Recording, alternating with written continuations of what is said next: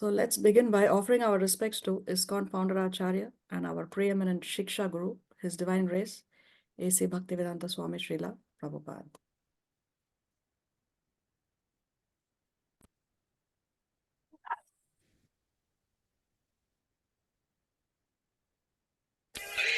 Hare Krishna Krishna Hare Hare Hare Ram Ram Ram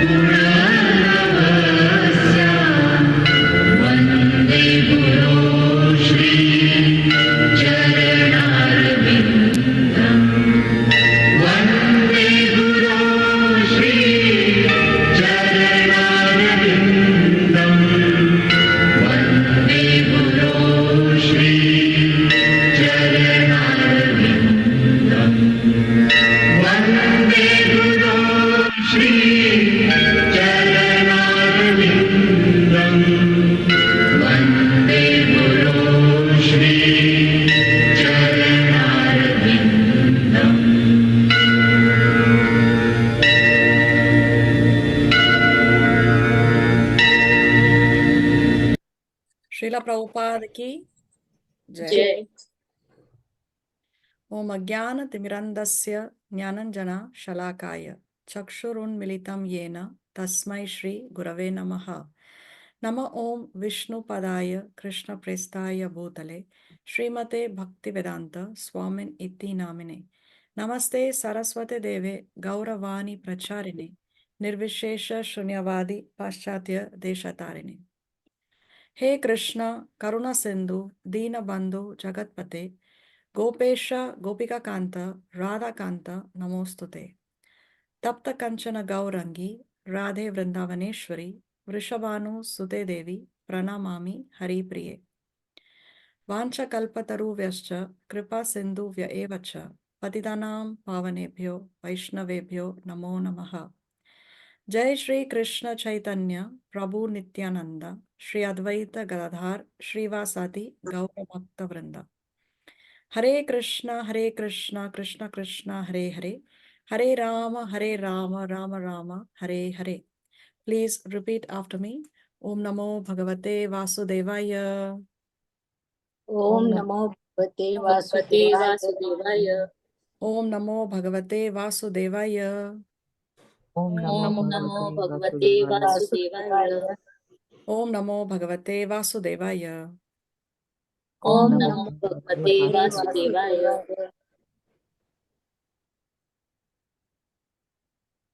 Okay, so we welcome all of you to our weekly Bhagavad Gita classes.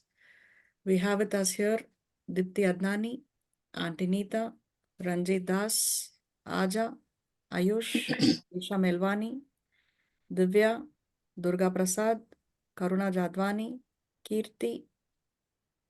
Then we have Manju, N.C. Venkatchari. My parents are there. Then we have Ritu Lalwani. We have Suhani, Upasna, Varsha. Yes, I think I've mentioned all the names. Okay, so in the previous class, we finished with chapter number 10, titled The Opulence of the Absolute. So here, we saw Krishna describing his opulences, no? And he said that upon Arjuna's request, he describes his opulences. And he concludes by saying that with a single fragment of myself, I pervade and support this entire universe. So when Krishna makes this statement, Arjuna makes a request asking, how is it No, he wants to see that form of Krishna. How is it that he is pervading and supporting this entire universe? So this is what is chapter 11, when Krishna shows how he does what he has said here in the previous chapter. So Krishna not only talks, he actually walks the talk. See, in the there are many people, bogus people, who claim that they are God. But nobody has actually shown the universal form. Krishna said that he is God. So one may say, but there are so many people who claim that they are God. But then how many of them can show the universal form? So Krishna not only talks, but he walks the talk. He shows. So what he spoke in chapter 10, he visually displays in chapter 11. And he does so upon Arjuna's request. See, Krishna is not interested in proving himself to those who are not faithful. The reason why Krishna showed the universal form, or the reason why Krishna spoke about his opulences, is because Arjuna requested. Principally, of course, there are other reasons which we have discussed previously, but the principal reason is he wants to do it because Arjuna has requested it. Krishna complies always with the with the desires of the devotees. Now, on Wednesday, at least in this part of the world, I don't know when it is in India, maybe a day before or later, or maybe on the same day, I don't know. But on Wednesday here, we are celebrating the appearance day of Lord Nrsimhadev. And as I was reading about the pastimes of Nrsimhadev from the Bhagavatam, there is this section where it is said that now, because Prahlad told his father that yes, the Lord exists even in this pillar, no? Because Hiranyakashipu was telling him, your Lord exists everywhere. So he said, yes, he exists here, he exists there, he exists everywhere. Does he exist also in this pillar? So then Prahlad, with all faith, he said, yes, he also does exist in the pillar. So when Hiranyakashipu broke that pillar, the Lord actually appeared from that pillar, so that Prahlad's words are not false. No? So here also we can see how upon Arjuna's request, Krishna is showing his universal form. So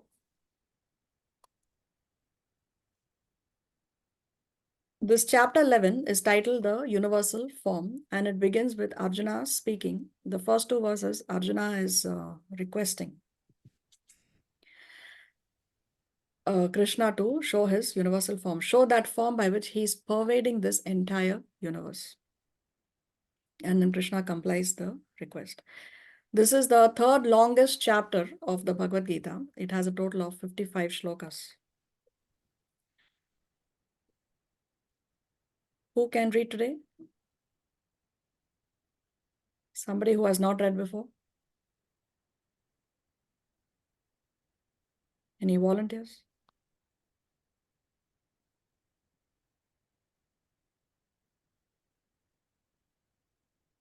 Okay, Kirti Lata. Thank you.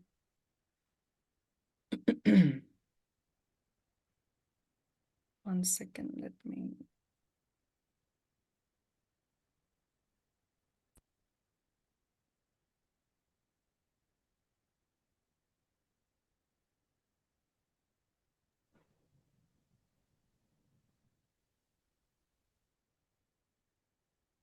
So as we discussed, this is titled The Universal Form and it has a total of 55 shlokas.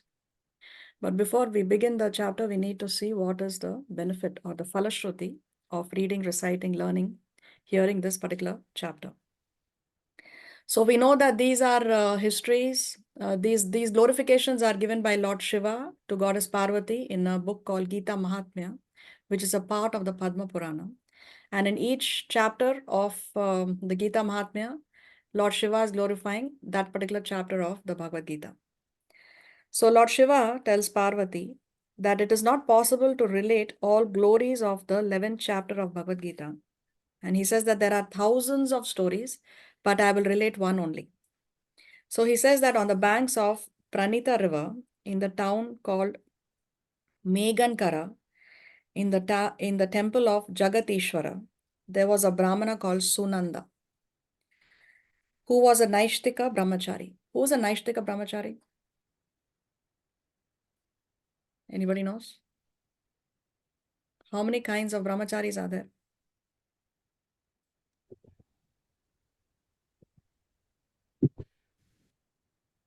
Who's born brahmachari? Yes, he remains a celibate all his life. And the other kind of brahmachari is one who?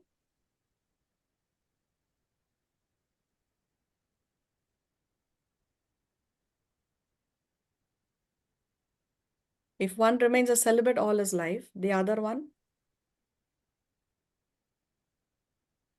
He remains brahmachari for some time and then enters to grihastha ashram. Yes, exactly. He takes to Grihastha ashram. Okay, very nice. Thank you.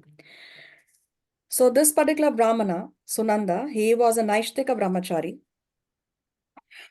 And he used to sit in front of the Lord and daily recite the 11th chapter of the Bhagavad Gita every day. And like that, he would constantly remember the universal form of the Lord. And like this, he was able to control his senses. Then it is described that once he went on a tour and he visited holy places on the banks of the Godavari river.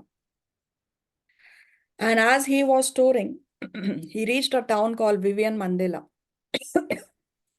He was with other devotee friends there, many of them, and they all stayed at night in a dharmashala. But in the morning when he woke up, he was not able to trace any of his associates who had come with him there and who were there with him in the dharmashala. So he went searching and asking about them to the headman of the town. Now that headman, immediately he fell at his feet and said that, I don't know where your associates are, but I can say that there is no devotee who is equal to you or who is as pure as you. I beg of you to please stay in this town for some more time. So Sunanda stayed there for 8 days, and the headman made all the arrangements for his comfortable stay. After 8 days, a villager came to Sunanda and cried and said to him that my son has been eaten by a Rakshasa last night. So Sunanda asked, where is this Rakshasa? And then he goes on, that villager, he goes on to narrate the story of that Rakshasa. So the villager is saying that the Rakshasa before, he used to indiscriminately eat the residents of the town. So the villagers, they approached him and requested him that please do not eat indiscriminately. We will provide you with your food. So they reached a compromise and they told him that your food will come in the form of all those who stay in the dharmashala. So all the residents of that dharmashala, they would be the food of that demon. Which dharmashala? The same dharmashala where Sunanda stayed with his associates. So what does that mean? That the visitors uh, who were not uh, the visitors of the village, they were the food of that Rakshasa, but the local villagers, those who stayed there, those who resided there, they were protected. So this was an understanding that was reached between the Rakshasa and the demon. Then the villager goes on to explain that last night my son's friend had come as a visitor and he asked me where can I stay, and I sent him to stay in the Dharmashala, not knowing that he is my son's friend. So when my son came to know, he ran to the Dharmashala to protect his friends, and then the Rakshasa ate my son also. So the villager went to the Rakshasa and said, please return my son. He is not of this Dharmashala. he's a resident of the village. So that time the Rakshasa said, I can return only when I am free from this Rakshasa body. Okay, how can you be freed from the Rakshasa body? He says that I can be freed only by a devotee who daily recites chapter 11 of the Bhagavad Gita and who can recite chapter 11 of the Bhagavad Gita 7 times. Now, and after reciting, he has to sprinkle water on me, the demon says. So the villager said, oh yes, there's such a person is there in our town. So Sunanda then asks the villager, what did he do that he got this Rakshasa body? What did this Rakshasa do that he got this, that he is in this condition? So the villager then goes on to narrate another story. He says, long ago, a farmer lived here, and when he was working on his field, a vulture attacked a person who was walking by that field. Now a yogi saw this and he rushed to help him, but he died. Who died? The one who was being attacked. He died. So now the yogi cursed the farmer, saying that you will become a Rakshasa in this next life. Why? Because you did not help this man. He was walking by, you were walking on the field, he was walking by your field, you saw what was happening, but you did not rush to go and save him. So therefore, he curses him that you will become a Rakshasa in the next life. The farmer then apologized and said that he was very, very tired working all night. And so he didn't have the energy to run and to save him. So the yogi then says, okay, when someone who daily recites chapter 11 of the Bhagavad Gita sprinkles water on your head, you will be released from the curse. So now Sunanda went to the place of the Rakshasa and he did the needful. The Rakshasa attained a four-armed Vishnu form along with all the thousands of people whom he had eaten. They all boarded the Vaikuntha plain. So the Rakshasa, along with all the people he had eaten, they all had this four-handed Vishnu form and they all boarded the Vaikuntha plain. Then the villager asked, but which of these is my son? Because he wanted that his son is saved. So he is asking now, which of these thousands of people is my son? And then the Rakshasa, who is now in the four-handed Vishnu form, he points out to one of them and he says that this particular one is your son. So then he tells his son that let's go home. You come with me. Where are you going? But then the son said that I am now going to my real home, no, my original home from where I came. I am going to my real home. Thanks to Sunanda, I am released from this cycle of birth and death. So the son is not interested in going with his father. The son is interested in going back to his real father, original father.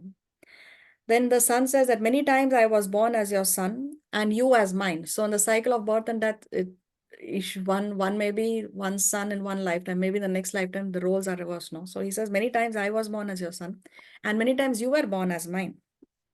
But now it is better that you surrender. No. So he says you please surrender to Sunanda and learn from him chapter 11 of the Bhagavad Gita. Only by hearing and reciting this discourse between Krishna and Arjuna can one break the tight knot which is binding us to the wheel of birth and death. So after all this conversation, everybody went to Vaikuntha. The father did what the son said, and the father also went to Vaikuntha. So to conclude here, Lord Shiva said, after speaking those words full of wisdom to his father, along with all those other fortunate souls, he went to Vaikuntha and his father learned the 11th chapter of Srimad Bhagavad Gita from Sunanda, and very soon they also went to Vaikuntha. My dear Parvati, you have heard the glories of the 11th chapter of Srimad Bhagavad Gita, which is capable of destroying all sinful reactions. So this is the Falashruti of chapter number 11. What is the connection between chapter 11 and chapter 10? We have already discussed. When Krishna said that with a single fragment of myself, I pervade and support the entire universe, Arjuna wishes to see that all pervasive form of the Lord. See, Krishna is driving Arjuna's chariot. He pervades and supports entire universe. So here on one side, Arjuna is saying that Krishna is right here. He is sitting on the chariot. He is driving my chariot. And at the same time, he is pervading and supporting the entire universe. So Arjuna therefore wishes to see Krishna's all-pervading form. Thus, after two introductory verses, Arjuna requests Krishna to reveal his universal form. So there are, we can divide this chapter into 7 sections and we will see them as we proceed. But if you see here, upon Arjuna's request, first comes Krishna's description of his universal form. So before Krishna actually reveals his universal form, Krishna describes it to Arjuna. No? So this description is even before Arjuna can see it. So Krishna is giving him a preview of what is coming up. So you see Krishna's description of the universal form. Then Sanjaya describes to Dhritarashtra what is it that Arjuna is seeing. So we see Sanjaya's description of the universal form. And then we see Arjuna himself describes what is it that he is seeing in that universal form. So there are 3 descriptions of that universal form. So this triple description of the universal form helps us appreciate its vision even better. This is the reason why there are 3 different angles of vision of the same universal form that are described in this chapter, so that we can appreciate it better. Okay, so section 1, we say Arjuna's request. Let us hear the shloka.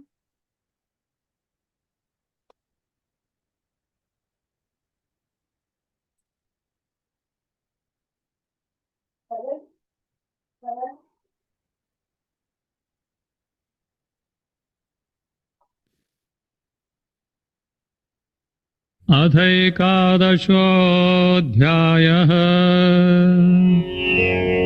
Arjun उवाच मदनुग्रहाय परमम् गुह्यमध्यात्मसंज्ञितम् यत्त्वयोक्तं वचस्तेन मोहोऽयं विगतो मम।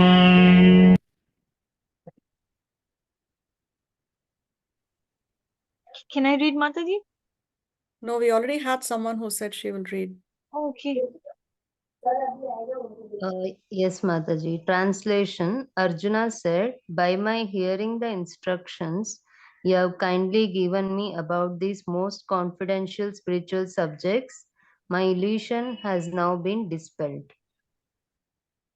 So, what is Arjuna saying? First of all, he is acknowledging what Krishna has said before. What did Krishna say before? When he started to describe when Krishna started to describe his opulences in the previous chapter, Krishna told him that I'm speaking these opulences for your benefit. So now has Arjuna benefited? Arjuna is saying, yes, I have benefited, because he's saying that my illusion has now been dispelled. By hearing the instructions, my illusion has now been dispelled. So Arjuna, yes, has benefited by hearing about the opulences of Krishna. What is the illusion that has been dispelled? The illusion that Krishna is an ordinary human being. Although it appears Krishna is in the two-handed form, he appears to be an ordinary human being. Krishna is pulling the chariot. But still, Krishna is the Supreme Personality of Godhead. So Arjuna is saying that my illusion has now been dispelled because he has heard the opulences of Krishna. He has heard how everything is coming from Krishna. So what is he saying? By my hearing the instructions you have kindly given me about these most confidential spiritual matters, my illusion has now been dispelled. So this is the effect of hearing about the opulences of Krishna. Let's see what Arjuna says next.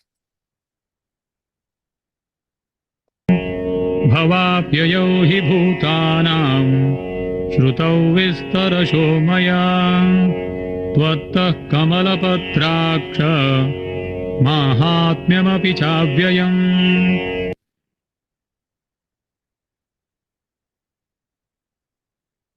Translation: O lotus-eyed one, I have heard from you in detail about the appearance and disappearance of every living entity, and have realized your inexhaustible glories. By what name is Krishna being referred to by Arjuna in this verse? Lotus-eyed. Lotus-eyed one. What name is that?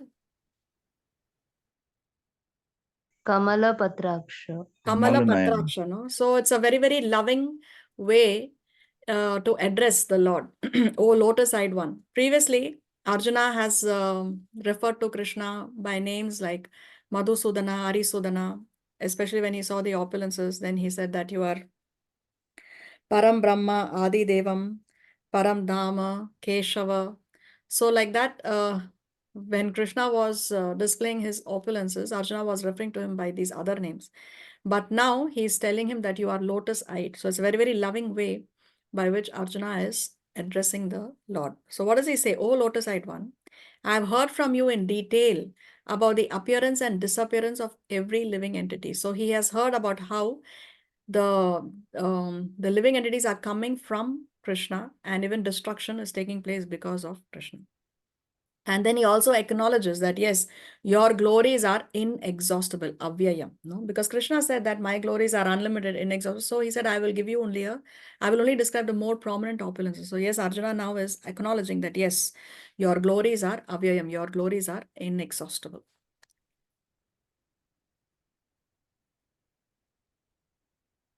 एवमेतद्यथाथत्वम् आत्मानं परमेश्वर द्रष्टुमिच्छामि ते रूपम् ऐश्वरं पुरुषोत्तम।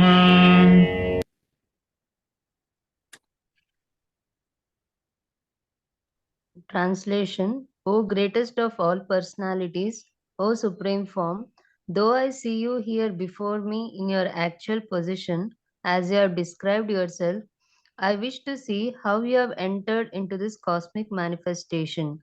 I want to see that form of yours.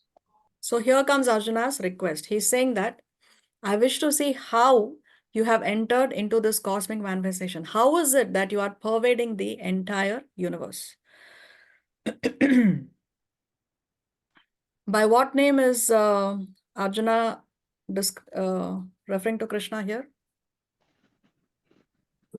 Paramaishvara. Parameshwara, no? Parameshwara, Parama Ishvara, or Supreme Lord. And one more name? Purushottama. Purushottama, best of the personalities. Okay, so what is he saying? Though I see you here before me in your actual position, which is the actual position that Arjuna is saying? He's saying that that Krishna is here sitting on a chariot, driving my chariot. And then he says, I wish to see also, how is it that you are pervading? How is it that you have entered into this cosmic manifestation? I have seen that form of yours. So why do you think Arjuna requests Krishna to show his universal form? What could be the reasons?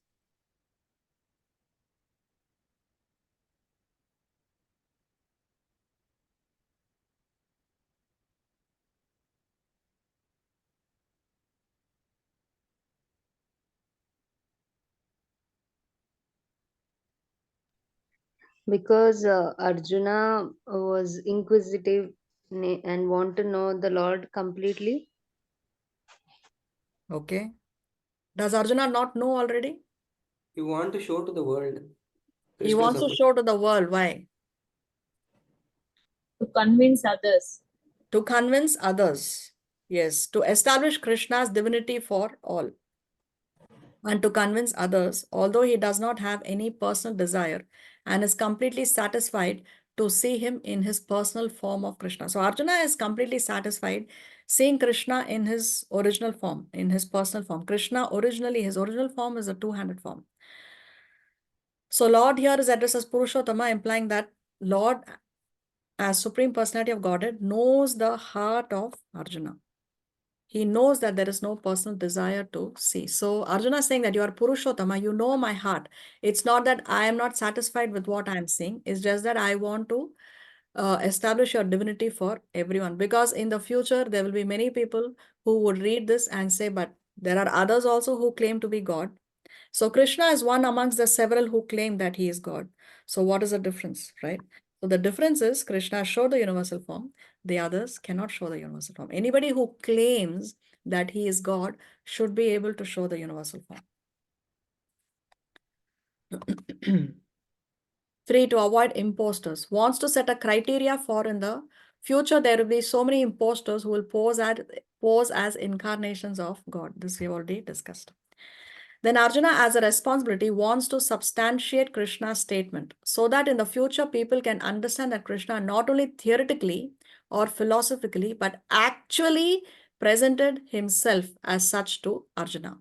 So Arjuna fulfills his responsibility because he is the beginning of the parampara. So Arjuna is the beginning because remember Krishna re-spoke the Bhagavad Gita to Arjuna.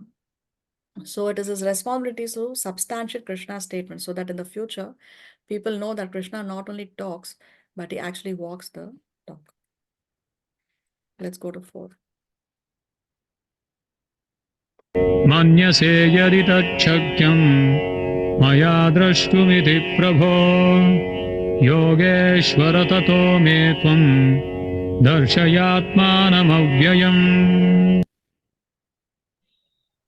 Translation: If you think that I am able to behold your cosmic form, O my Lord, O Master of all mystic power, then kindly show me that unlimited universal self.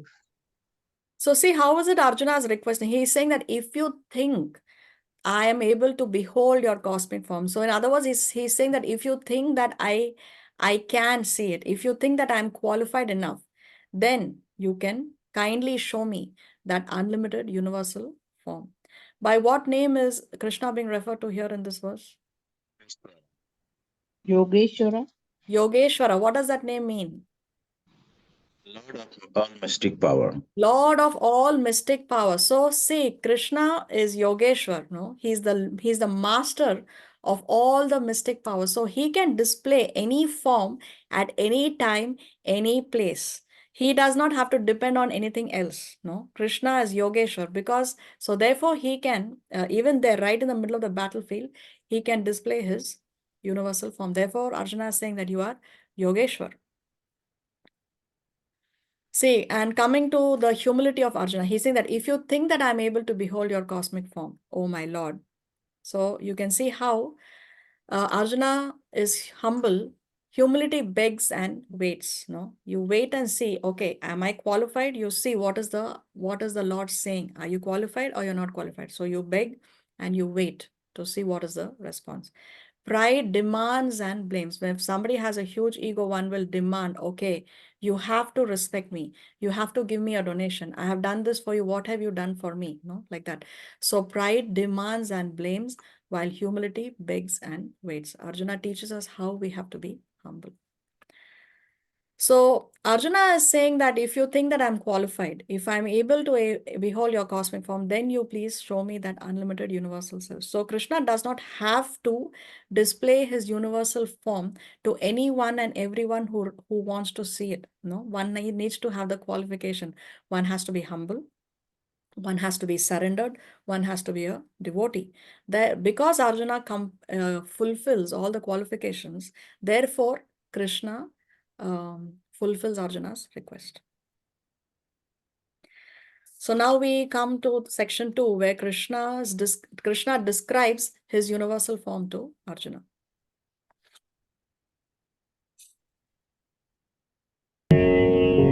श्रीभगवानुवाच पश्य मे पार्थरूपाणि शतशोथसहस्रशः नानाविधानि दिव्यानि नानावर्णाकृतीनि च. Translation: The Supreme Personality of Godhead said, My dear Arjuna, O son of Pritha, see now my opulences, hundreds of thousands of very divine and multicolored forms. So Krishna is giving a sneak peek. No, he's preparing Arjuna before he actually shows him the universal form. He's preparing Arjuna as to what is it that he's going to see. No, what can he expect to see? So Krishna is saying that, my dear Arjuna, O son of Pritha, see now my opulences. What are these opulences? Hundreds of thousands of varied, divine, and multicolored forms. So hundreds of thousands. So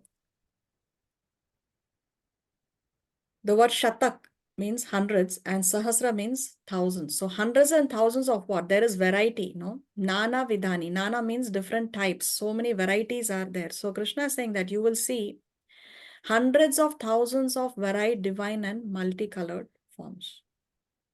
Now, is a devotee actually interested to see these varieties of multicolored forms? Is a devotee actually interested to see this? Yes, of course. He'll come to know God. But doesn't a devotee already know God? It's not He knows necessary. it, but yes, he knows it, but he'll come to know more. He'll be more interested in knowing about Krishna or God. Okay, which is the more superior form of the Lord, the two-handed form or the universal form? Universal. Two-handed form. Two-handed form. Two-handed form. Why?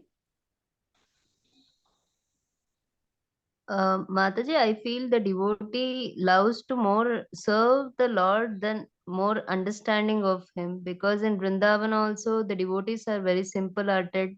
They didn't know what was Krishna, but they were always constantly having exchanges with him, loving exchanges. Yes, we discussed, no? Correct. See, we discussed previously that there are two aspects. One is the opulence and one is the sweetness. When Krishna is showing the universal form, which aspect is being displayed? Opulence. Opulence. And when Krishna is in his two-handed form, which is Sweetness. which is more prominent, the sweetness, isn't it? So as Kirtilata said that in Vrindavan, the devotees are seeing the two-handed form of Krishna. And they are having these loving transcendental pastimes, and there is more intimacy. There's more intimacy in that relationship. Okay. So a devotee is not interested in seeing this universal form. This universal form, Krishna is not existing in this universal form anywhere, neither in the spiritual world nor in the material world. This was a temporary manifestation on the spot that Krishna exhibited upon Arjuna's request. But actually, Krishna in this universal form, he's not residing in Goloka or Vaikuntha or any other part of the universe. So Srila Prabhupada explains that a devotee is not interested in seeing this universal form. Neither is Krishna interested in displaying this universal form to his devotees. Krishna does not. Krishna that's not what Krishna wants. But here, because Arjuna has requested, and Arjuna has requested this for the future generations, therefore Krishna is displaying. But actually, a pure devotee is not interested in seeing this universal form. Neither is Krishna interested in displaying this universal form to his devotee. For Arjuna, actually, it's a downgrade to see that universal form. It's a downgrade because he was seeing Krishna in the two-handed form, which is the superior form of Krishna. Let's go to the next. पश्यादित्यान् वसून् रुद्रान् अश्विनौ मरुतस्तथा बहून्यदृष्टपूर्वाणि पश्याश्चर्याणि Bharat. Translation: O best of the Bharatas, see here the different manifestations of Adityas, Vasus, Rudras, Ashwini Kumaras, and all the other demigods. Behold the many wonderful things which no one has ever seen or heard of before. So here Krishna is describing to Arjuna, what are you going to see in this universe? You are seeing the who is who of the whole universe. No? So Krishna is telling Arjuna that you will see in this the Adityas, the Vasus, the Rudras, the Ashwini Kumars, and all the other Devatas. Adityas are the sons of, we did this. Aditi. Aditi, yes. Adityas are the sons of Aditi. Then we have the 8 Vasus, which we described in the previous class. We saw how one of the Vasus was cursed, and then he came as Bhishma Dev.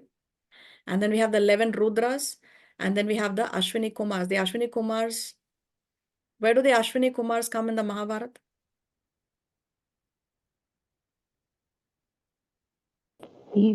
They are the father of Nakul Sahadev. Yes, exactly. So here Krishna is telling Arjuna that you will see the Adityas, Vasus, Rudras, Ashwini Kumars, and all the other demigods. So he's saying, behold the many wonderful things. So he's saying, Pashya Ashcharyani. It was going to be very, very wonderful. So he's saying you will see all these wonderful things. And then he says that this thing actually one has never seen or heard of before. So what Krishna is going to display now has never been seen before, has never been heard of before. Adrishta Purvani. Adrishta Purvani means before, this has never been seen. Now, has Krishna shown universal form before? Yes or no? Yes, to Manu. To Manu? Yeah. In the No. assembly where Krishna Hmm. was No, at no, no, Aman no. Shanti Dut that time. To his mother, Yashoda. Yes, Krishna has shown the universal form to his mother Yashoda. How many times? Yeah. Twice. Twice. When do you remember more details? When she saw that his mouth was dirty, and she went to check, and then she saw the universal form, and she was surprised. And the other one I don't remember properly.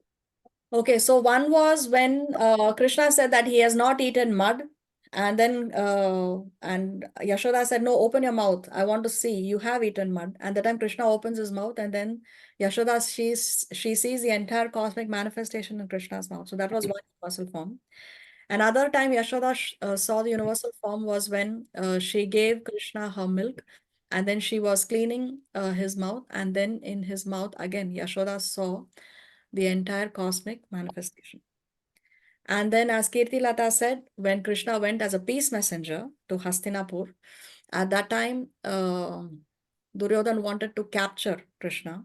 So then Krishna showed a universal form. So he has shown the universal form at least thrice as to what we have in our records. But here Krishna is saying that universal form no one has ever seen or heard of before. So there is something in this universal form that Krishna has displayed that was not displayed in the previous three universal forms. Okay, so what is that extra factor in this universal form that we will see as we proceed? So here we have the details. When Yashoda saw the whole universe within the mouth of her child. So this is another incident when Yashoda saw the universal form. You can read it when I share the slides in the group. And then in the court of Dhritarashtra. Also Krishna showed the universal form from the Mahabharata. Okay, so this you read in detail when I share the slides. इहैकस्थं जगत्कृत्स्नं पश्याद्य सचराचरं मम देहे Gudakesh यच्चान्यद्द्रष्टुमिच्छसि. Translation: O Arjuna, whatever you wish to see, behold at once in this body of mine. This universal form can show you whatever you now desire to see, and whatever you may want to see in the future. Everything, moving and non-moving, is here completely in one place. So Krishna is saying Ihaika Stham, in this one place, in this Eka Stham, in this one place, Arjuna will be able to see everything that he desires to see, whatever he wants to see now, whatever he may want to see in the future. Every single thing, everything moving or non-moving, everything is in this one place, what Krishna is going to show to Arjuna.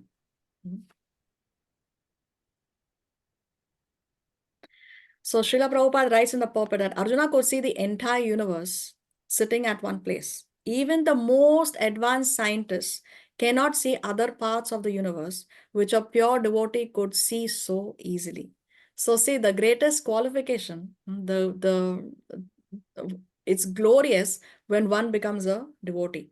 Because a devotee, like Arjuna, was able to see in one place what even the most advanced scientists cannot see, even after so many years and years and years of research studies, after investing so many millions of dollars that are funded by the government, the scientists cannot see. But a pure devotee like Arjuna was able to see this because he is qualified on the power of his bhakti.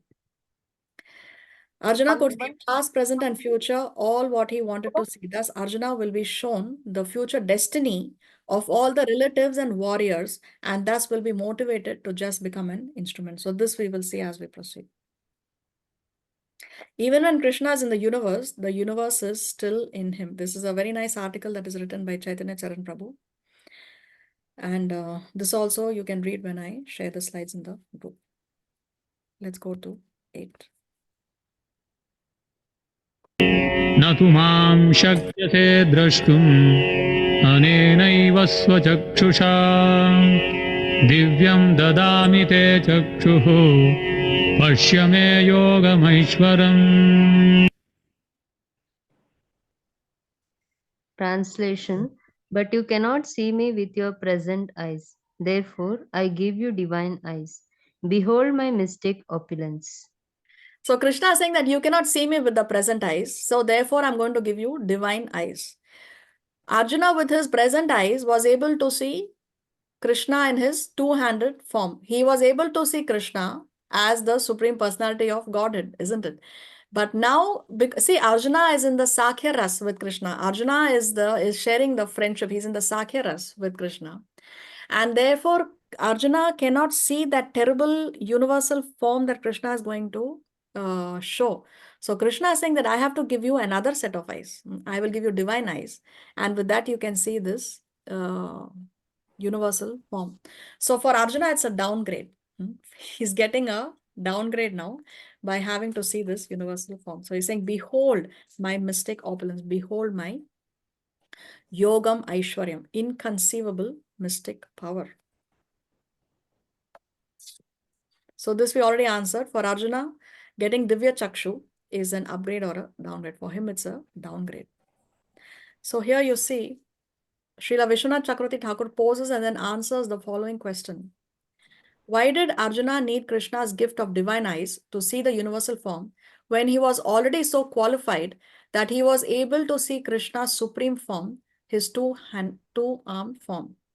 Divya Chakshu refers to the vision of a demigod who, although having devotion, possesses material desires. It is divine because it is far above the vision of an ordinary human, although it cannot compare with the truly divine, love-saturated vision possessed by a pure devotee.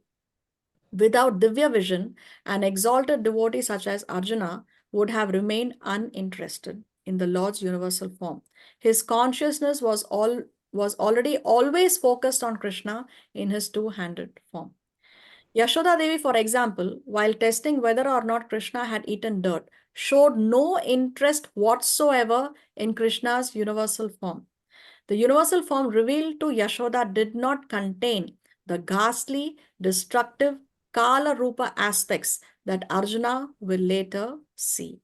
So for Arjuna, it's a downgrade. So what is the one aspect that this particular universal form that Krishna showed to Arjuna has that was not there in the previous universal forms that Krishna displayed? What's that? Kala Rupa, no? Kala Rupa. So the destructive, the ghastly Kala Rupa feature, that was not displayed by Krishna in the previous universal forms. That is being displayed only here in this particular universal form. And this is the reason why Krishna said that this form has never been seen and has never been heard of before. That those details are there as we proceed. The Lord gave Arjuna the necessary power to see his universal form because he knew that Arjuna did not particularly want to see it. So a devotee is not interested in seeing this universal form. A pure devotee does not like to see Krishna in any form except his form with two hands. A devotee must see his universal form by his grace, not with the mind, but with spiritual eyes. To see the universal form of Krishna, Arjuna is told not to change his mind, but to change his vision. So Krishna doesn't want Arjuna to change his mind, no, because he's already a pure devotee. Just change your vision. The universal form of Krishna is not very important. Yet, because Arjuna wanted to see it, the Lord gives him the particular vision required to see that universal form. Srila Prabhupada explains this in the Bhagavad. The playmates of Krishna, the friends of Krishna, and the parents of Krishna never want Krishna to show his opulences. They are so immersed in pure love that they do not even know that Krishna is the Supreme Personality of Godhead. In their loving exchange, they forget that Krishna is the Supreme Lord. In the Srimad Bhagavatam, it is stated that the boys who play with Krishna are all highly pious souls, and after many, many births, they are able to play with Krishna. Such boys do not know that Krishna is the Supreme Personality of Godhead. They take him as a personal friend. So all these friends who are playing with Krishna, they are not ordinary souls. No, they are all pure devotees. That's why they are able to play with Krishna and Vrindavan. So the Gopas, the Gopis, the Vrajvasis, all those who participated in the pastimes of Krishna, they are all pure devotees. That's why they are able to enjoy loving transcendental exchange with Krishna. Yeah, Lavina, you have raised your hand. Yeah, actually, I wanted to know why was Arjuna, as you said, that degraded here. No, he is getting a downgrade because he is now seeing us when Arjuna is seeing Krishna now in the two-handed form, personal form. That two-handed form of Krishna is it's in that form that he's originally residing in Goloka. That is his original form. So he is able to see Krishna in the two-handed form, which is the topmost. Now to see the universal form is a downgrade because that is not the form that with which a devotee can have a loving exchange. For example, when Krishna was in the two-handed form, Arjuna was able to embrace Krishna. No, many times he embraced Krishna. But is it Yes. possible for Arjuna to embrace the universal form? No. He cannot embrace, no? So that loving pastimes, that loving intimacy, that love is not possible in the universal form. That is possible only in the two-handed form, which Arjuna was able to share with Krishna. For therefore, seeing that universal form for him is a downgrade. Okay. Thank you. Thank you. You're welcome.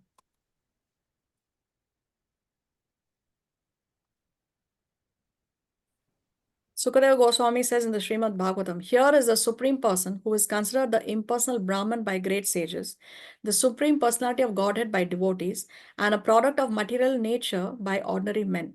Now these boys who have performed many, many pious activities in their past lives are playing with that Supreme Personality of Godhead. So here is a description of how the Gopas who are playing with Krishna and Vrindavan, how they are actually those personalities who have performed many, many pious activities in a past life, because of which they are playing. They are playing like a friend with Krishna and Vrindavan. It's not by chance that they happen to appear in Vrindavan. It's not by chance. They did a lot of pious activities, and therefore now they are given this facility.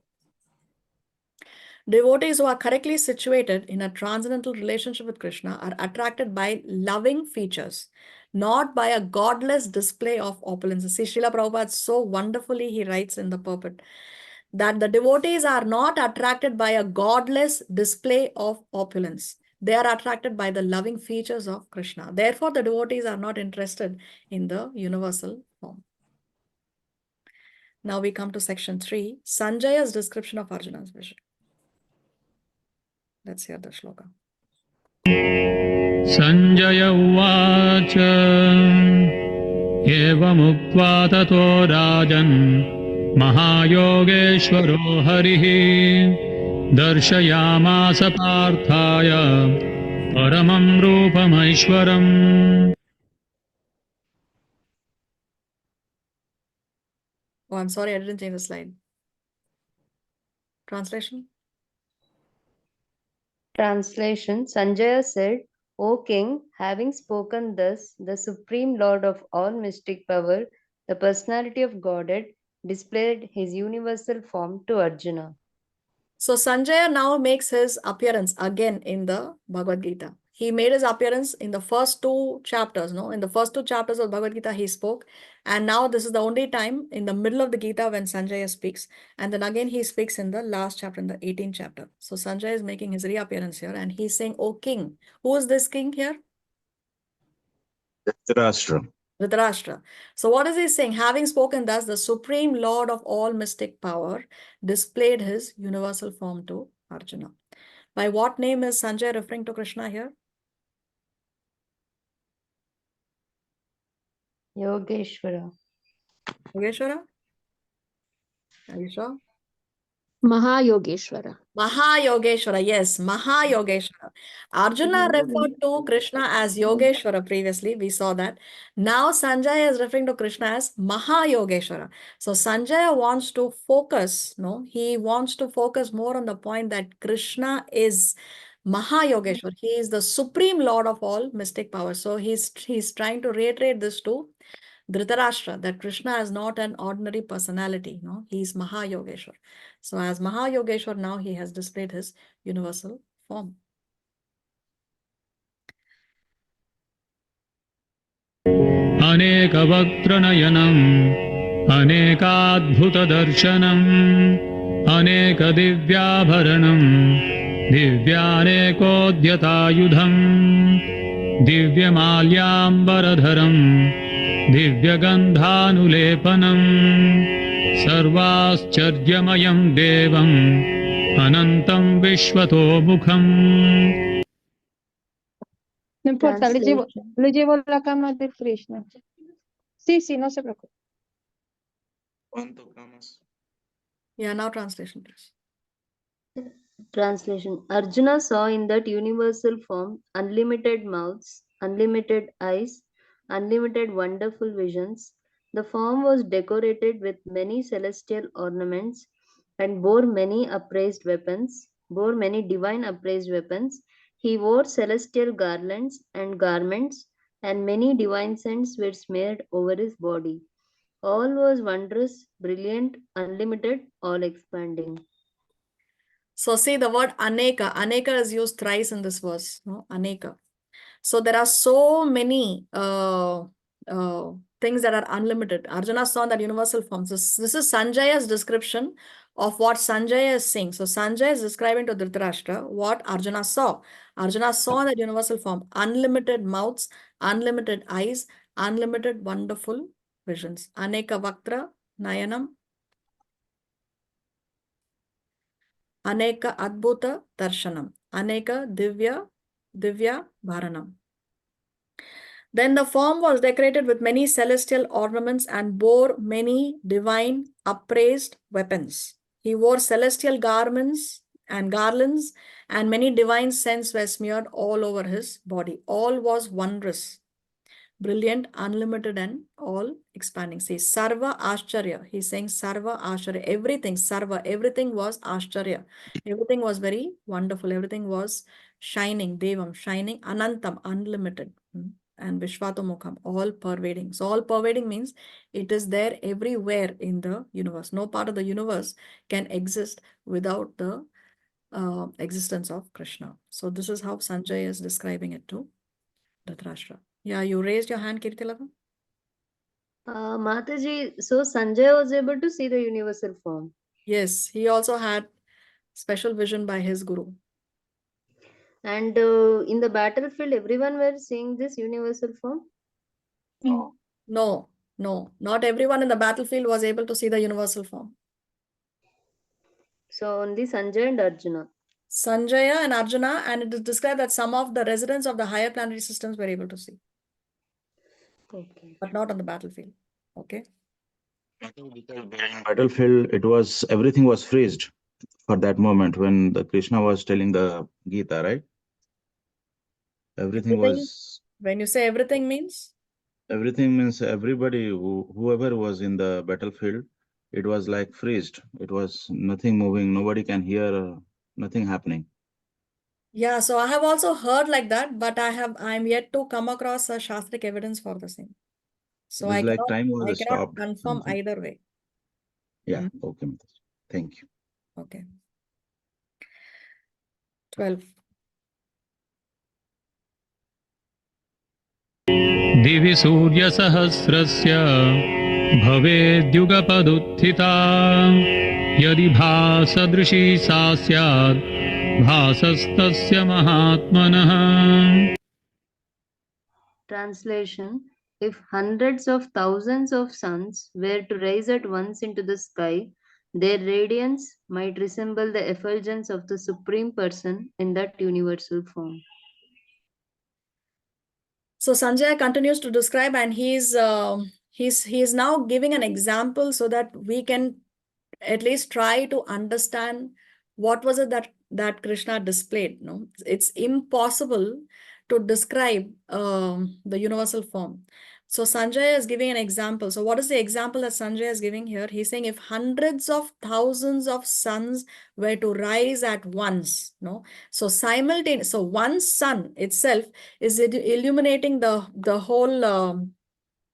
At least our planet. In the lower planetary systems of the universe, it is said that there is darkness. No, at least the higher planetary systems, and the earth is illuminated by one sun.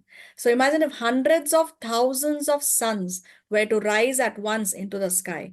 That radiance might resemble the effulgence of the Supreme Person in that universal form. So even those hundreds of thousands of suns might resemble. So the effulgence of that universal form is so much that it is like the rising of hundreds and thousands of suns. So here Sanjay is giving an example so that we can try to understand what is it that Arjuna is seeing. See, this universal form is a very, very unique, very, very special vision. And it's only in the Bhagavad Gita that there is this kind of a description. Only in our Shastra, we can see this kind of a description. Nowhere else you will see any description of actually a vision or a vision of the Lord. There is a description of how Prophet Muhammad once ascended to heaven and he saw the Lord, but there is no detail given as to what is it that he exactly saw. What exactly he saw, that description is not there.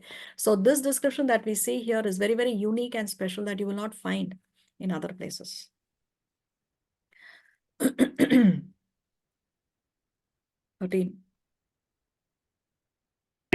तत्रैकस्थं जगत्कृत्स्नं प्रविभक्तमनेकधा अपश्यद्देवदेवस्य शरीरे पाण्डवस्तदा. Translation. At that time, Arjuna could see in the universal form of the Lord the unlimited expansions of the universe situated in one place, although divided into many, many thousands. So Arjuna could see in the universal form of the Lord the unlimited expansions of the universe situated in one place. So again, where is that word? Yeah, Eka Stham. In one place, Arjuna was seeing the unlimited expansions of the universe, although divided into many, many thousands. So Arjuna was not only seeing this universe, he was seeing all the other universes of different sizes, of different compositions. Everything Arjuna was able to see in that universal form. So here you can see very nice painting of the universal form. So here you can see Krishna is here on the chariot, Arjuna is here, and this is the vision. Wherever Arjuna was seeing, he was only seeing the universal form. He was not able to see the sky at all. Let's go to 14. ततः स विस्मयाविष्टो हृष्टरो मा धनञ्जयः प्रणम्य शिरसा देवं कृताञ्जलिरभाषत. Translation. Then, bewildered and astonished, his hair standing on end, Arjuna bowed his head to offer obeisances and with folded hands began to pray to the Supreme Lord. So Arjuna is bewildered and astonished. No, he was so shocked. His hair is standing on end. So you see his reaction, Arjuna's reaction is both emotional as well as physical. He's bewildered and astonished. So emotionally he's affected, and also physically he's affected. His hair is standing on end. See, if it was for any other ordinary person, if he would have seen this ordinary, if he would have seen this universal form, he would have run away immediately from the battlefield. It is such a terrible form to see. But Arjuna, he bowed his head down and he offers obeisances with folded hands. And then he begins to offer prayers to the Lord. So you can see actually now there is a change of rasa. The rasa that Arjuna shared with Krishna before was that of friendship, that was that of Sakhya ras. But now he is beginning to offer obeisances, and with folded hands he is praying to the Lord. So there is a change of rasa. Now Arjuna is becoming more reverential. No, now there is more formality in the relationship. Previously they were friends. One friend doesn't offer obeisances to the other friend, isn't it? They are just friends, sakhas. But now there is a change of rasa. He is beginning to offer prayers to the Lord. So change of rasa from friendship to wonder. There are 12 varieties. There are 5 principles, and in total there are 12 varieties of rasa. So Arjuna's rasa or mellow, or the relationship that he shares with Krishna, is changing from friendship to wonder. So now we come to the next section. We see Arjuna's description of the universal form.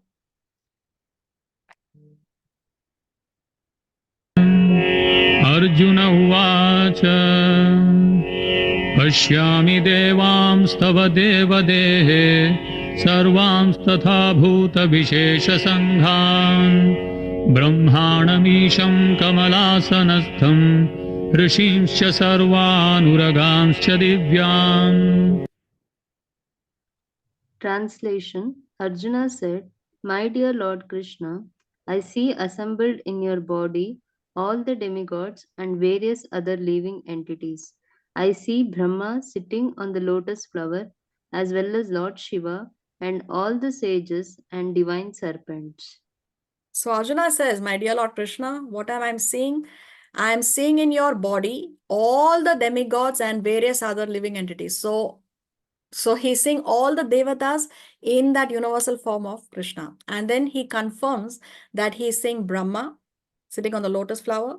He sees Lord Shiva and as well as all the sages and divine serpents. So actually, Arjuna is confirming that he's seeing the universe from top to bottom. Because what is at the topmost part of the universe? The highest planet in the universe is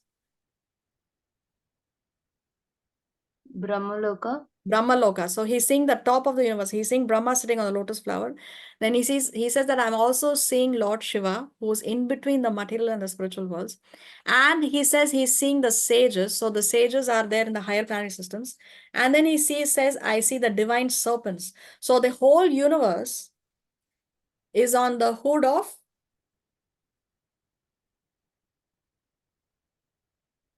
Krishna. Sheshnag, isn't it? So he's saying that I can see the divine serpents because all these universes are on the hood of Ananta Shesh. So the Ananta Shesha, he's holding all the universes on his hood, and it described that the weight of all the universes on his head is like the weight of a mustard seed. So that's how heavy Ananta Shesha feels the universes to be. So so Arjuna is saying that I can see Brahma, I can see Shiva, I can see the sages, and I can see the divine serpent. So he's saying that I can see the top to bottom of the universe. So here you have a photo of the 14 planetary systems.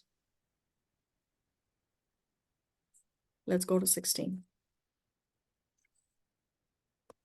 अनेकबाहूदरवक्त्रनेत्रं पश्यामि त्वां सर्वतोऽनन्तरूपं नान्तं न मध्यं न पुनस्तवादिं पश्यामि विश्वेश्वर विश्वरूप. Translation. O Lord of the universe, O universal form, I see in your body many, many arms, bellies, mouths, and eyes, expanded everywhere without limit. I see in you no end, no middle, and no beginning. Aneka Bahudara. He's seeing in that universal form many bahus, many arms, many vaktra, many mouths, many netra, many eyes. So Arjuna is saying, I see in the universal form many, many arms, bellies, mouths, and eyes expanded everywhere without limit. Ananta Rupam, he's saying, Ananta Sarvato Ananta Rupam, without any limit. Then he's saying, I see in you no end, no middle, and no beginning. So just imagine, he's unlimited. Wherever Arjuna is seeing in any direction, he is seeing the universal form. He does not know where that form starts, what is the middle of that form, what is the end of that form. He says, he see. Nantam, so no anta, he doesn't see any end. Na madhyam, he doesn't see any middle. Na punas tavadim, he doesn't see any beginning also. So he's saying that I do not see any end or middle or beginning in that universal form.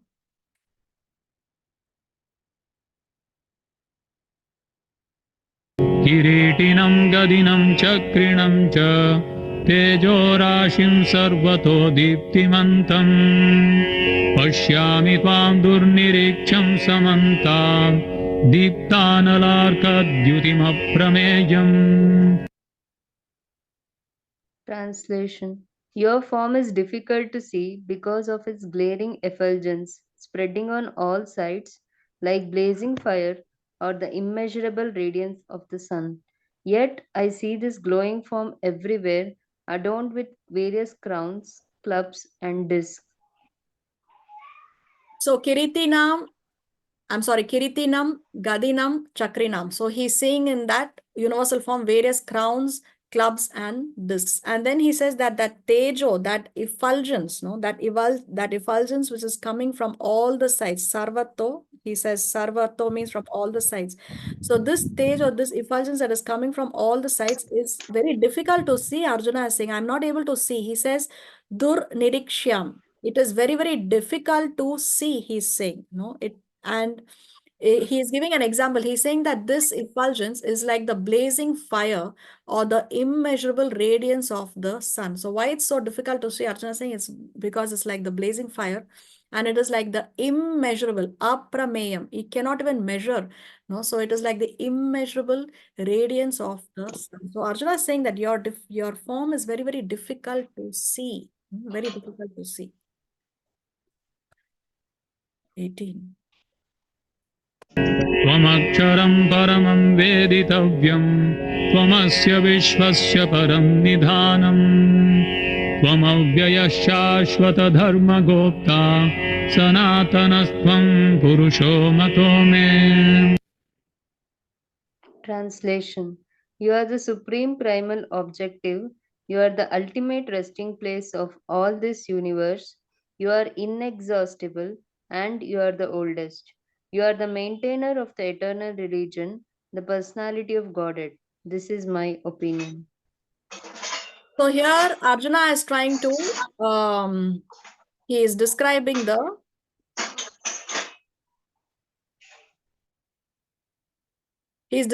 immeasurable. Previously, he said that you are immeasurable. So now he is describing that immeasurable. So he's saying that you are the supreme primal objective. You are the ultimate resting place of all this universe. You are inexhaustible and you are the oldest. You are the maintainer of eternal religion, the personality of Godhead. Then he says that this is my opinion. Mata me. No, he says Mato me. So this is my opinion. Arjuna is saying, this is my opinion about you. After he sees his universal form, this is what Arjuna's realizations are about the Supreme Lord.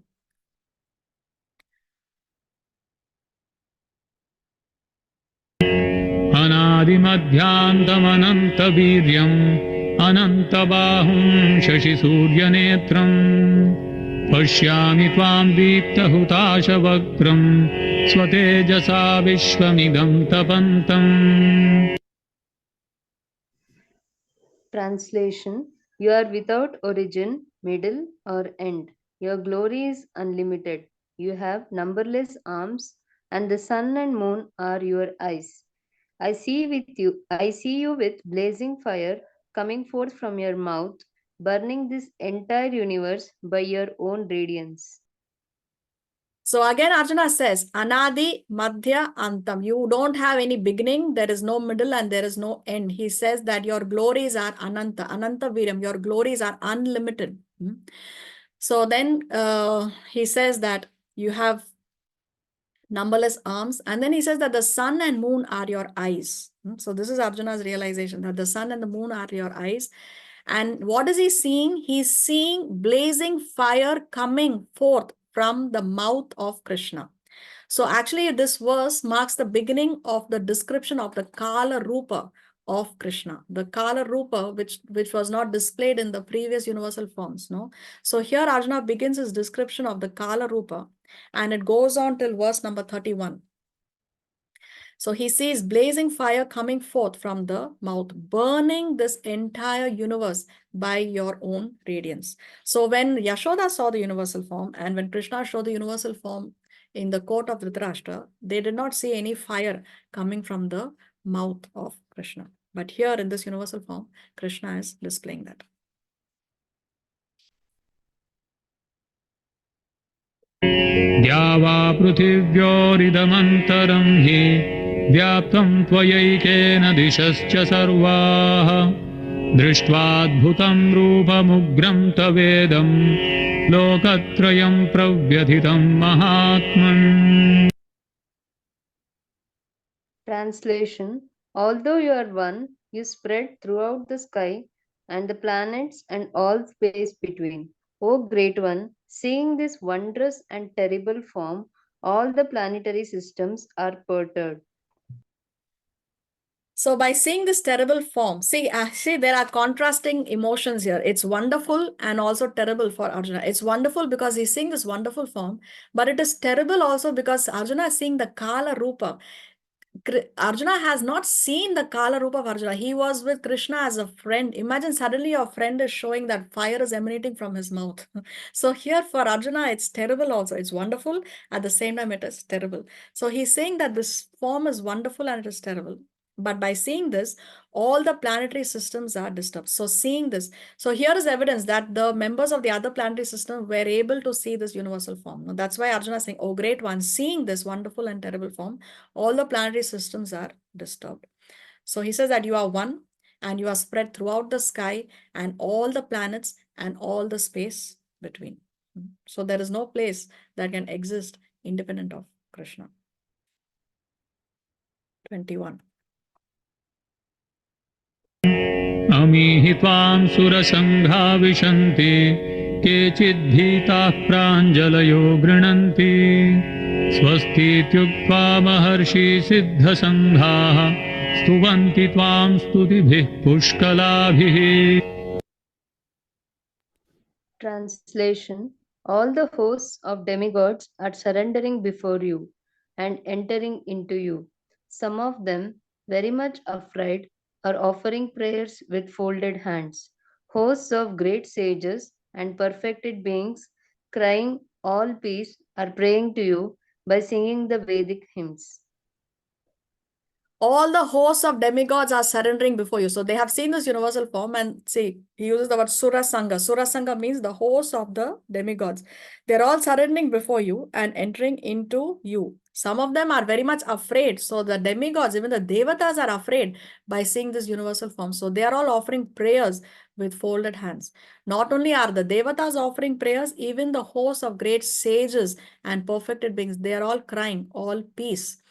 They're all praying to you by singing the Vedic hymns. So the devatas, as well as the great sages and perfected beings, they are all afraid after seeing this universal form. So it's such a terrible form to see. It's so terrible to see Krishna emanating fire, and to see the Kala Rupa of Krishna especially is something that is causing fear in Arjuna, as well as the devatas, as well as the sages and perfected beings.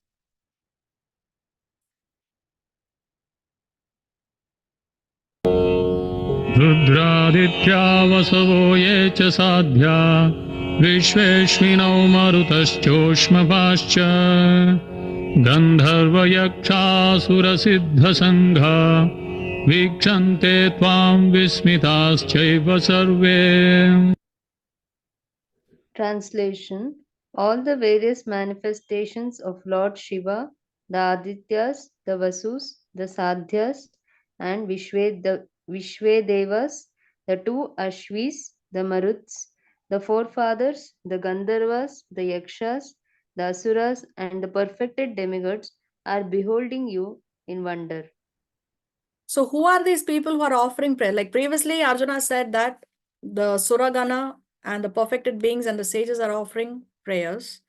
Now Arjuna is taking a close look and he's describing who exactly he is seeing. So who exactly he is seeing? He's seeing various manifestations of Lord Shiva, the Adityas, the Vasus, we have already described, the Sadhyas. Sadhyas are the departed ancestors. Then Vishvedevas, all the devatas put together they are referred to as Vishvedevas. Then he's talking about the two Ashwini Kumars. The Maruts are the wind gods, the forefathers, the Gandharvas. Gandharvas, we know, are the musicians of the higher planetary systems. The Yakshas and the Asuras and the perfected beings are all beholding you in wonder.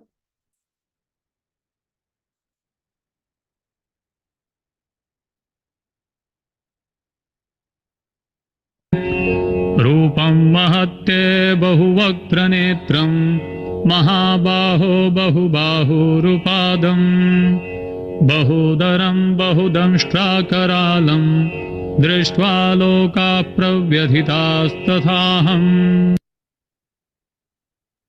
Translation: O mighty armed one, all the planets with their demigods are disturbed at seeing your great form with its many faces, eyes, arms, thighs, legs, and bellies, and your many terrible teeth. And as they are disturbed, so am I.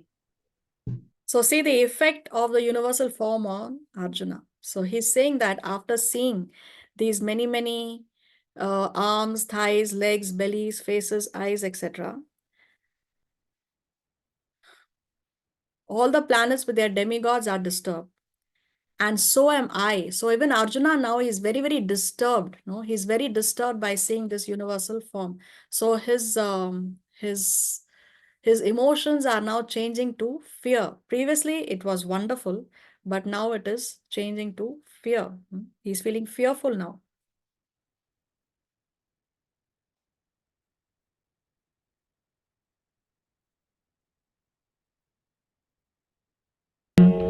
नभस्पृशं दीप्तमनेकवर्णं व्यात्ताननं दीप्तविशालनेत्रम् दृष्ट्वा हि तां प्रव्यथितान्तरात्मा धृतिं न विन्दामि शमं च विष्णो. Translation. O all-pervading Vishnu, seeing you with your many radiant colors touching the sky, your gaping mouths, and your great glowing eyes, my mind is perturbed by fear.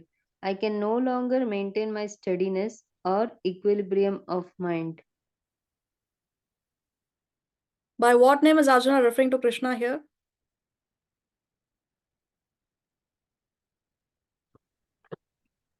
Vishnu? Vishnu. So it's a more formal way of referring to Krishna, no? Because in Vaikuntha, the Lord is residing in the four-handed Narayan form or Vishnu form. So here he is referring to him as Vishnu.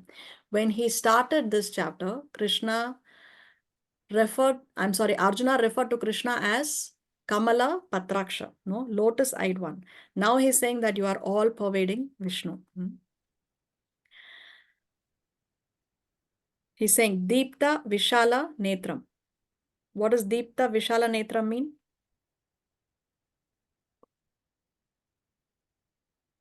Now the netra, the eyes are how? Big and glowing. Very big and glowing. So now no more it is Kamala Patraksha. Now no more it is lotus-eyed one. No, now he's saying that the eyes are Deepta and Vishala. They are glowing and they are very, very big.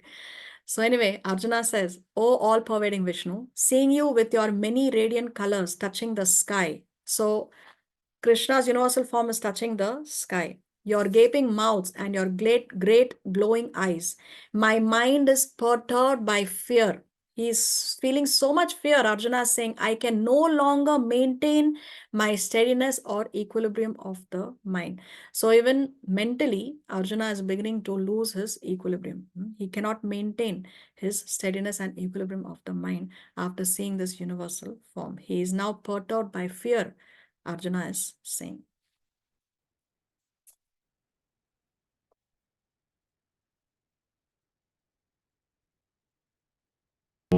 दंष्ट्राकरालानि च ते मुखानि दृष्ट्वैव कालानलसन्निभानि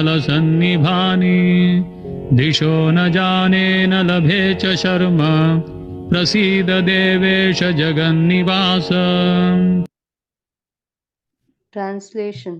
O Lord of Lords, O refuge of the worlds, please be gracious to me.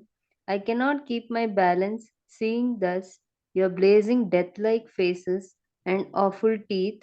In all directions, I am bewildered. So here Krishna is being referred to by the names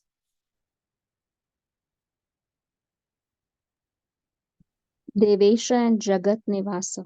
Yes, Devesha and Jagannivasa. Devesha, Lord of the Lords. Clearly, Arjuna is seeing how the other devatas are offering prayers to this universal form. No, so he is saying that yes, you are the Lord of all the lords, because he's seeing all the lords, all the devatas are offering prayers to Krishna. And then he says you are also Jagat Nivasa, or he's the refuge of the worlds. So he's saying that please be gracious to me. I cannot keep my balance seeing your blazing death-like faces and awful teeth. Why awful teeth? What is happening in that teeth?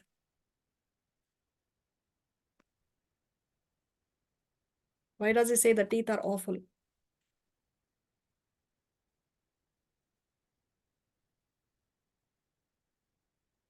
What does Arjuna see?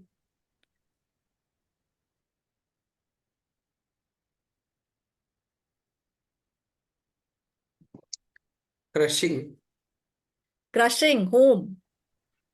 all warriors. Ah, yes. Actually, Arjuna was seeing all the warriors entering into Krishna's mouth and they're all getting crushed. So there is blood. So there is death, there is blood, and he's seeing all these warriors on the battlefield are being crushed in that universal form. So this is the Kala Rupa of Krishna. So that's why he's using this, he's saying that the teeth are awful, awful teeth, death-like faces and awful teeth in all directions. In all directions, Arjuna is saying that I'm bewildered, because wherever he cannot see anything other than the universal form. Okay, we'll stop here. We'll continue the next class if Krishna so sanctions. Srila Prabhupada ki jai, Srimad Bhagavad Gita ki jai. Do we have any questions or comments?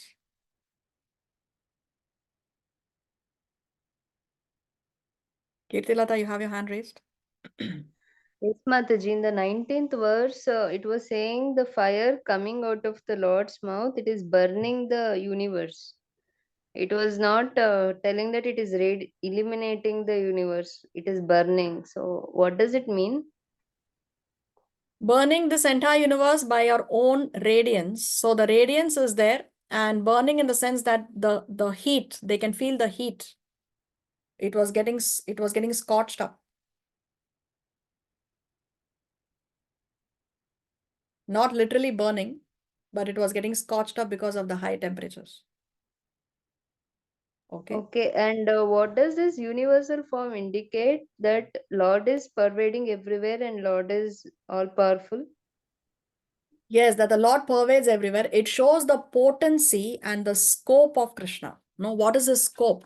How far can his potency, how far is his reach? So Krishna's reach is everywhere in the universe. So it shows the potency and the scope of Krishna, how he can pervade into every single thing in the universe.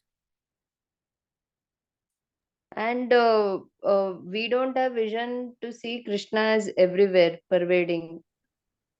Yes. So how we can apply from these verses that to see Krishna, like his hands, legs, eyes are everywhere spread? Yeah, so when the more we read about the opulences of Krishna, we discussed how in the previous chapter also, how Krishna mentions the different objects, groups of people and things, and then he chooses the more prominent one and he says that opulence represents my opulence. So for example, every time you drink water, you can remember that Krishna has the taste in water. Every time you see birds, animals, you see the sun, you see the moon, you see elephant, all that, then you remember that verse, or Krishna says that amongst the elephants, I am Airavat, amongst the horses, I am Ucheshwara. No, and then he says that of all the stars, I am the moon. He says of all the things that are glowing in the sky, I am the sun. So like that, we meditate on what Krishna has spoken, and that way we can remember Krishna and we can apply this. It's a lifetime thing. Okay. Hare Krishna Mataji, another word for wonder is fear. Not necessarily you can replace the word fear in every sentence where you use the word wonderful. Something can be wonderful but may not be No, necessarily here, fearful. here is that Arjun is in wonder. So does that mean he's in fear?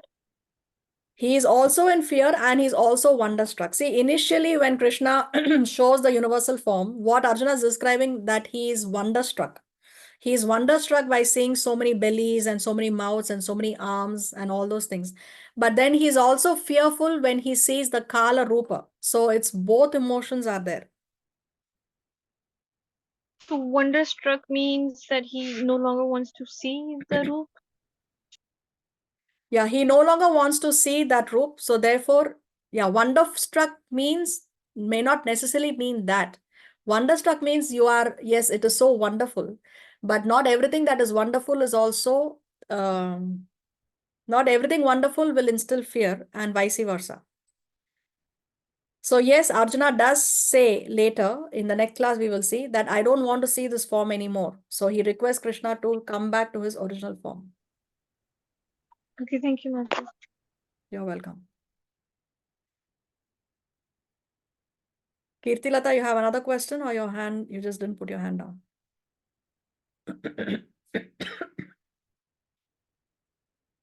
Mataji, I have a question. Uh-huh. In the Kala Rupa, the Lord is already like he's chewing in the teeth and the blood is oozing, no? Yes. So how can we understand how Krishna forgives and also this Kala Rupa, because Krishna also forgives, but in the battlefield already he has chosen to kill everyone. So how we can understand this? So Krishna if I want to rephrase it, I would say Krishna is all merciful. No, so even when Krishna kills, it is for the good of the person. Even when he kills, the person is getting benefited. So although yes, the warriors are entering into the mouth of Krishna and they are getting crushed in the teeth and there is blood, still they are getting benefited because all the warriors on the battlefield of Kurukshetra, they all attain moksha. So there is nothing inauspicious when it comes to Krishna. Everything is all auspicious. Krishna will forgive when you are asking for forgiveness. When you are surrendered to the Lord, then He forgives everything. But if one is not surrendered, if one is not asking for forgiveness, how will Krishna give you something that you're not asking for it? Because remember, again, Krishna always allows you to use your free will. So He gave the opportunity to Duryodhan and all those who were on the opposite side that okay, you surrender. No, he just said give 5 villages and there would be no war, there would be no death also if there was no war. But here Krishna is because they are not surrendering to Krishna, they have to be under the law of karma. If you are not in Krishna consciousness, you are in Maya consciousness. So when you're in Maya consciousness, one is under the law of karma, and therefore Duryodhan and all those who supported Duryodhan had to meet death because they were under the law of karma. They never surrendered to Krishna. But because Krishna is involved there, still they were benefited. So there is no inauspiciousness where Krishna is present. See, I was Thank you, reading the Mataji. other day, how when Krishna showed the universal form, Duryodhan was able to see. Now, Duryodhan was not given any special vision. No, Duryodhan was able to see Krishna in that universal form without any special vision, even though he is not a devotee of the Lord, even though he is not surrendered like Arjuna. He is not qualified like Arjuna. But still, Krishna allowed Duryodhan to see that universal form. Why? Out of his mercy for Duryodhan, so that he can see the universal form and correct himself. At least now you correct yourself. See what is it that you're going to face on the opposite side. That person is not an ordinary person. So therefore, Krishna allowed Duryodhan to see that, even though he did not have any special vision. And that was the only time when Duryodhan, I'm sorry, what's his name? Dhritarashtra. That was the only time that Dhritarashtra was actually able to see in his entire lifetime.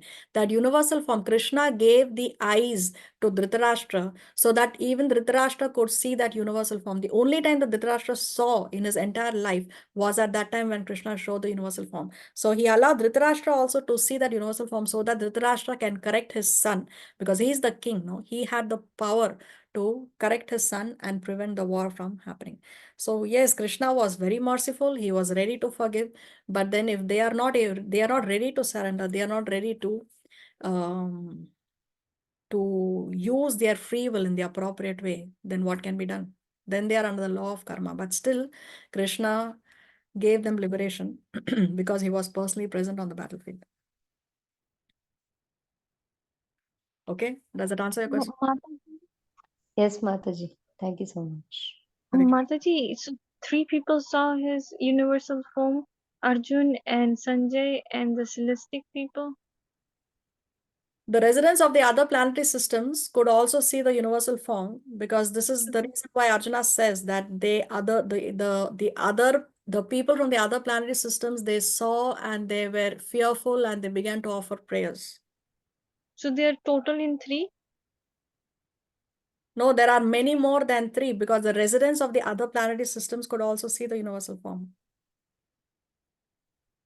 I get that part, but like total, the people who saw would be like including those 2, and then the third, all the planetary systems. So that's 3. No, if you have to say 3, then it's not 3, it's many more. Okay. So and then the other question was you said that Dijastra saw the universal form when he came to the court as a dut, and so when he saw it, he didn't get intelligence. His ignorance didn't remove. No, that's the problem with Moodas, no? That's the problem with Moodas. They do not want to Would see that it, so it is shown. would that be Rajogun or Tamogun?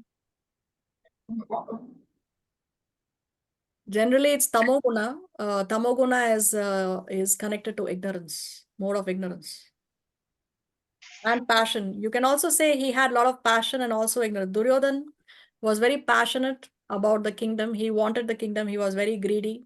And at the same time, he was also in the mode of ignorance. He saw, even after seeing, he thought that Krishna is an ordinary human being. So there you can see that he's displaying his mode of ignorance. See, one is Those not necessarily in a particular mode. One can be sometimes in the mode of goodness, sometimes in the mode of passion, sometimes in the mode of ignorance. So it's not necessary that one is always in a particular mode. those who are studying Bhagavad Gita and trying to learn it, are they like above the modes, or are they still in the modes? No, that's the whole point. You cannot particularly say that a person who's reading Bhagavad Gita is always in the mode of goodness. Yes, at the time when he's reading the Bhagavad Gita, he's in the mode of goodness. But there may be times when he's in the mode of passion, and there may be times when he's in the mode of ignorance. So the performance Bhagavad Gita gives is to have a reader or a learner to surrender completely by the universal form and other chapters. So only when they read and they understand this, only then they come out of Rajatamagun. Yes, it's a lifetime process. That's why the more we read, the more we can rise to the from the lower to the higher modes. Okay. Okay, Mataji, thank you very much. Hare Krishna. Yeah, Beena Dadlani, you have a question? Yes. Hare Krishna Mataji. Hare Krishna. That means the universal form was seen by many, many people around, because even Mata Yashoda saw the universal form, right? Yes, but the universal form that Yashoda saw was not this Kala Rupa. That was a different universal form. Okay, so that means the Kala Rupa, how many people saw actually? Yeah, One so was Kala Sanjay. Rupa, Arjuna has seen. Kala Rupa was seen by Sanjaya and he describes it to Dhritarashtra. Dhritarashtra has seen it through the eyes of Sanjaya. But the residents of the higher planetary system or other planetary systems, not higher, it says other planetary systems. So Lord Brahma has seen, all the Devatas have seen, the Adityas, the Vasus, the Gandharvas, the Yakshas, the Asuras, all these names Arjuna mentions, all of them have seen the universal form. That this is the reason why they are afraid and they are offering prayers. So several of them have seen. Okay, so Mata Yashoda did not see the fearless one, no, the fearful Yes. one. Yeah, the Kala Rupa was not seen by Yashoda. Okay. Okay, thank you. You're welcome. Is there no difference in the Ranjit, so your the voice she is saw breaking. Hare Krishna? Hare Can Krishna. you hear me? Yes. The Mata Yashoda, she saw the Krishna's mouth. She saw the universe, or she saw the universal form? That what she saw is described as the universal form. Okay, I thought it is a universe she saw in the mouth. She saw the whole cosmic manifestation. She saw the universes, and that is called as a universal form. She saw everything that exists in the universe Yeah. except the Kala Rupa. Yeah, thank you, Hare Krishna. Hare Krishna. Hare Krishna Mataji. Yes, Durga Prasad. I have a couple of questions. First, we'll go this Kala Rupa you are telling now, other demigods also they have seen higher planetary, but Arjuna is seeing only everywhere universal form only. Inside, or how to see this? He will see everywhere universal form only. How he is seeing other higher planetary In that universal demigods? form, he's They seeing are all the planetary systems. In that universal form, he's seeing all the devatas. He's seeing all the they are residents of the operating. other planetary systems. And he's seeing in So that inside, universal form, they're offering prayers. Everything he can see in that. So inside, like that we have to see. Yes. Okay, Mataji. Thank you. It's inconceivable. Yeah. Okay. Mataji, that so I have one question that what is it? Falasruti we are reading now. So which age he is telling Shiva when what time he told, and their pastimes are there, right? Those pastimes in which yuga or which age it is happening actually happened. Yeah, so this is from a very, very distant past. There is no description of when exactly, in which yuga or in which day of Brahma these pastimes happened. That description is not given in the Gita Mahatmya. Okay. Okay, and that universal form, no, not universal form, that higher planetary systems map is there, na? In that Bhurloka and Bhuvarloka, above Bhurloka, Rakshasa are there. They're in higher planetary system. What is there in higher planetary system? I didn't get it. No, that planetary system is there, na? Bhurloka is at middle. Then Yes. going higher planets, going down is negative planets. Yes. So above Bhurloka is there. That is there Rakshasas reside. But how come that is above Bhurloka, Rakshasa there in higher planetary? Oh, yes, because they have some pious credits as well. They are not completely evil. They have some pious credits as well. Because remember, if Rakshasa and Ghost, they can also have some punya karmas. They can also perform some austerities. Like if Ravan was so expert in doing so much of tapasya. So they have some punya karmas. That's why they are in a higher planetary system for now. Rather than Earth, they are higher. Yes, they have more punya karmas. Therefore, they are in the higher planetary system. Yes. They have some punya credits. Okay, Mataji. What else? Okay. I thought it was something, but I forgot. Okay, I'll remember. I'll ask. Okay. Anything else? This Mataji would take how many sections? Like we did some of it today, and we will not be able to finish this next week. I calculate that in 2 more classes, we will be able to finish chapter 11. Okay, total 3. Okay. If Krishna so sanctions, of course.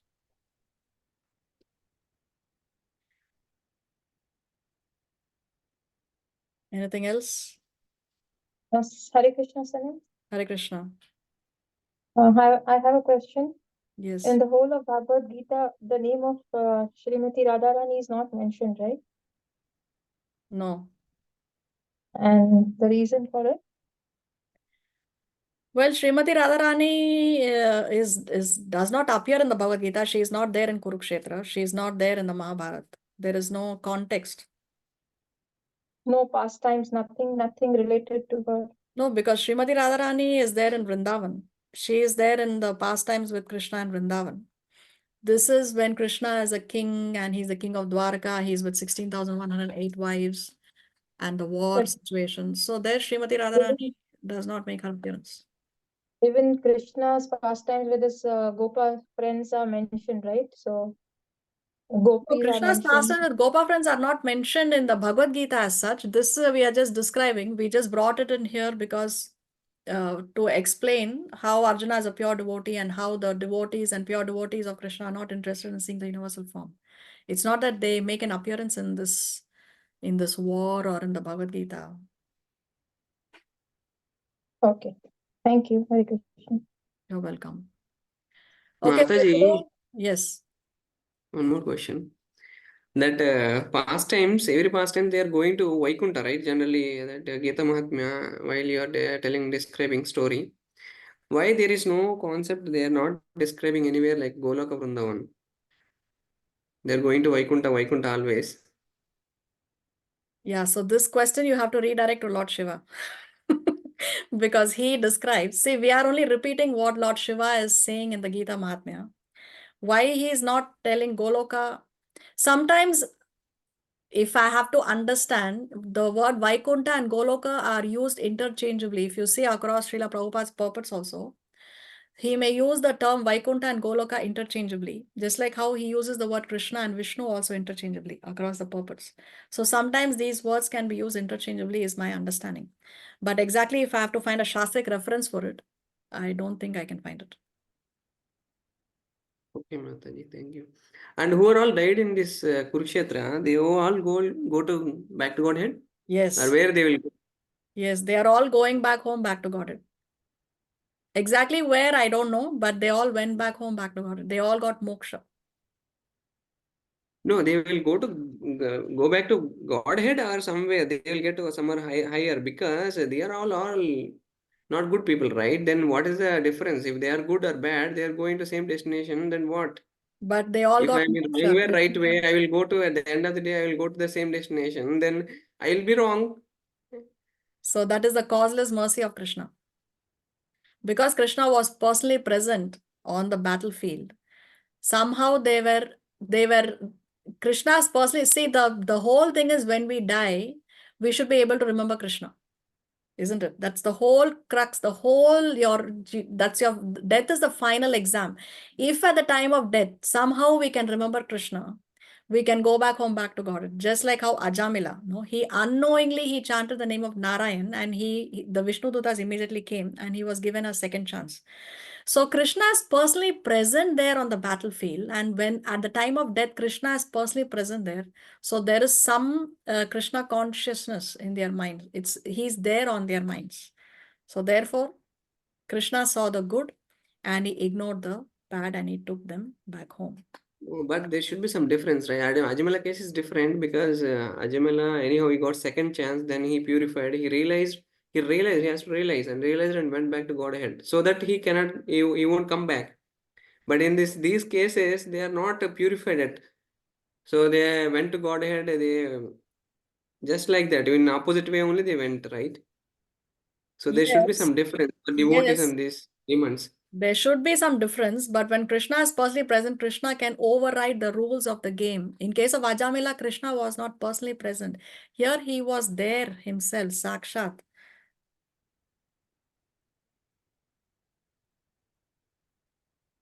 Krishna can override the rules, Durga Prasad. Yes, The Mataji. difference is But there. It should be there. As you say, it's not fair. But when Krishna is there, who cares for rules and regulations? Mhm. He's the one who writes the rules. So because he was personally present, all those who fought the war, it's described in the Mahabharata that they all went back home, back to Godhead. Okay, Mataji. Okay. So today is Divya's birthday. Is she there? Yeah. Today is Divya's birthday. And so therefore, let's chant the Hare Krishna mantra 3 times so that she can be spiritually benefited. Hare Krishna, Krishna Hare Krishna, Hare Hare Krishna, Hare Hare Ram, Rama, Hare Rama, Rama Rama, Hare Hare Hare. Krishna, Hare Krishna, Krishna, Hare Krishna, Krishna Krishna, Hare Hare. Hare Ram, Hare Ram, Ram Ram, Hare Hare. Hare Krishna, Krishna Krishna, Hare Hare. Hare Ram, Ram Ram, Hare Hare. Thank you so much, everybody. Happy birthday, Divya. We share Thank when you. you Krishna conscious birthday, Mataji. Thank you, everybody. Happy birthday, Mataji. Thank you. Thank you. Sanam Mataji, Hare Krishna. Hare Krishna. Yesterday was Sri Hare Radha Mataji's birthday. Oh, Also, yesterday. happy birthday, Sri Hari Radha Mataji. Let's chant the Thank Hare you. Krishna mantra 3 times for her spiritual well-being as well. Hare Krishna, Hare Krishna, Hare Krishna, Hare Krishna Krishna, Hare Hare. Hare Hare Ram, Hare Ram, Ram Ram, Hare Hare Hare Krishna, Hare Krishna, Hare Krishna Hare Krishna. Rama, Rama Rama, Hare Ram, Hare Ram, Ram Hare Ram, Krishna, Hare Hare. Krishna Hare Hare, Hare Krishna, Hare Krishna, Krishna Krishna, Hare Hare. Hare Ram, Ram Ram, Hare. Thank you, Mataji. Belated happy birthday, Shri Hare Radha Mataji. Thank you. Okay, anything else we need to discuss? So today is Ekadasi. I think in India it's tomorrow. And Wednesday is the appearance day of Lord Narsimhadev, the half man, half lion incarnation, who came from the pillar in order to protect his pure devotee, Prahlad. So try to read the pastimes of Prahlad from the Srimad Bhagavatam. You can go to your Vedabase, go to your Srimad Bhagavatam, the 7th canto. So many chapters are dedicated to Prahlad. It's nice to read the pastimes and participate in the appearance day of Lord Narsimhadev. Try to go to your temple and celebrate, or celebrate in your homes, but you must celebrate the appearance day of the Lord in every possible way that you can. That's very, very important. All right, then on that note, we will end today's session. Thank you all very much for joining. See you all next week if Krishna so sanctions. Vansha kalpatarovyascha kripa sindhu vyayevacha patitanam pavanebhyo vaishnavebhyo namo namaha. Srila Prabhupada ki jai, Srimad Bhagavad Gita ki jai. Hare Krishna everyone. Hare Krishna. Thank you. Mataji, can you share the chapter for 7th canto? Which one we should read? Okay, I will share it in the group. There are many Thank you, chapters. Hare. I will share the link in the group.